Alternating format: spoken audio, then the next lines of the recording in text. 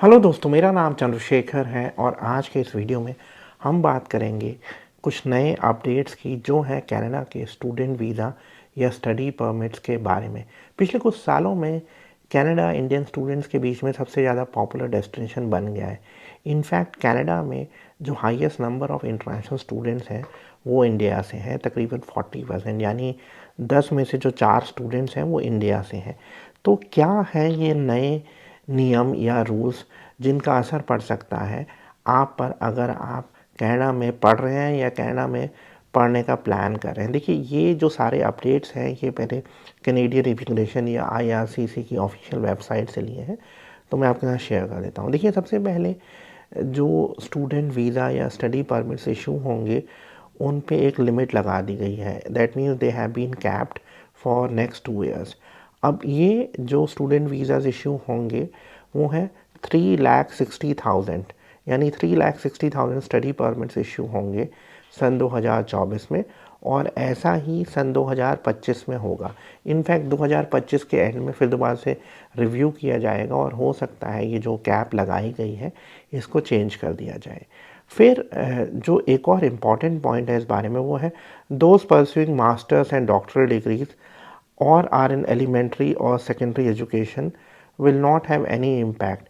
यानी ये कैप उन पे लागू नहीं होगा जो मास्टर्स करने के लिए जा रहे हैं या पीएचडी करने के लिए जा रहे हैं या एलिमेंट्री स्कूल में जा रहे हैं या सेकेंडरी स्कूल में जा रहे हैं।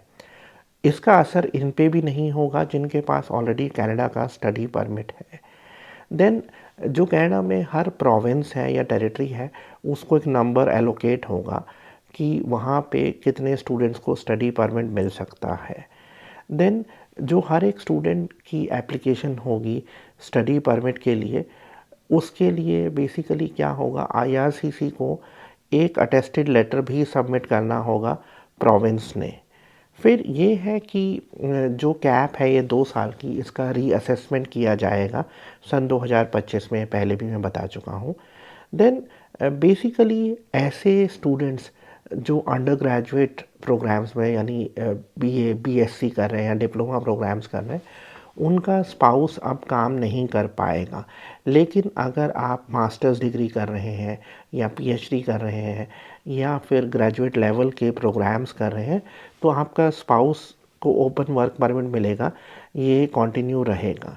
देन ये है कि बेसिकली अगर आपने कनाडा के जो मतलब डेजिग्नेटेड लर्निंग इंस्टीट्यूशन है वहाँ से मास्टर्स डिग्री की है या पीएचडी की है या ग्रेजुएट लेवल डिप्लोमा किया है तो आप एलिजिबल होंगे 3 साल के पोस्ट स्टडी वर्क परमिट के लिए। देखिए, इस पूरा जो रूल्स आए हैं या जो अनाउंसमेंट हुई है उसका ये पर्पस है कि जो जेन्युइन स्टूडेंट्स हैं वो अच्छे से पढ़ सकें और उनको फ़ायदा मिल सके। और इससे क्या होगा, जो ऐसे स्टूडेंट्स हैं जिनका मेन मकसद कनाडा में पढ़ना नहीं था, सिर्फ काम करना था, या फिर उनका पूरा फोकस पीआर पे था, या जो पढ़ाई बीच में छोड़ देते थे, उनको डिस्करेज करना है। इसके पीछे और भी रीज़न्स हैं। कनाडा में बेसिकली हाउसिंग प्राइसेस ऊपर गई हैं। इनफैक्ट जो एवरेज रेंट्स हैं वो भी करीब 22% ऊपर गए हैं, तो इस वजह से हाउसिंग क्राइसिस थी कनाडा में। इनफैक्ट कनाडा ने सन 2022 में करीब 10 लाख लोगों को वेलकम किया है। तो हुआ क्या है, कनाडा में हाउसिंग कॉस्ट बढ़ी है और जॉब्स कम हुए हैं स्टूडेंट्स के लिए।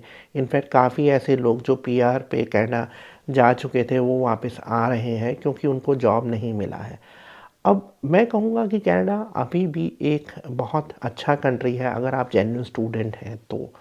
क्योंकि बेसिकली कनाडा में इंग्लिश मेन लैंग्वेज है, वैसे तो फ्रेंच भी है, और ओवरऑल कनाडा इमिग्रेंट्स को लेके बहुत ओपन सोसाइटी है, और साथ ही मतलब अफोर्डेबल भी है अगर हम यूएस से कंपेयर करें या ऑस्ट्रेलिया से कंपेयर करें। तो मैं ये नहीं कहूँगा कि अगर आपका कनाडा जाने का प्लान है तो आप उसे गिव अप कर दीजिए, लेकिन ये ज़रूरी है कि आप सीरियस प्लानिंग करें और आप कनाडा तभी जाएं जब आप एक जेन्युइन स्टूडेंट हैं। और अगर आप इस चक्कर में स्पाउस वीज़ा और इन सब चक्करों में, तो मुझे लगता है आपको कनाडा को अवॉइड करना चाहिए। मैं कहूँगा कि एक तरीके से ये अच्छा भी है क्योंकि इससे ऐसे स्टूडेंट्स फ़िल्टर हो जाएंगे जो जेन्युइन स्टूडेंट्स नहीं हैं। हम ये भी थोड़ा-सा देख लेते हैं कि कनाडा के अब क्या अल्टरनेट्स हैं। कनाडा का अल्टरनेट मैं कहूँगा ऑस्ट्रेलिया हो सकता है, यूएस हो सकता है। यूएस इसलिए क्योंकि यूएस में दुनिया की टॉप यूनिवर्सिटीज़ हैं। आयरलैंड हो सकता है, आयरलैंड भी इंग्लिश स्पीकिंग कंट्री है। जर्मनी हो सकता है, इनफैक्ट जर्मनी की जो इकॉनमी है वो कनाडा से डबल है। तो इस बारे में भी मैं एक अलग से वीडियो करूँगा। आज के वीडियो में इतना ही। मैं जाते हुए आपसे रिक्वेस्ट करूँगा कि आप हमारे यूट्यूब चैनल को सब्सक्राइब कर लीजिए। Thank you very much.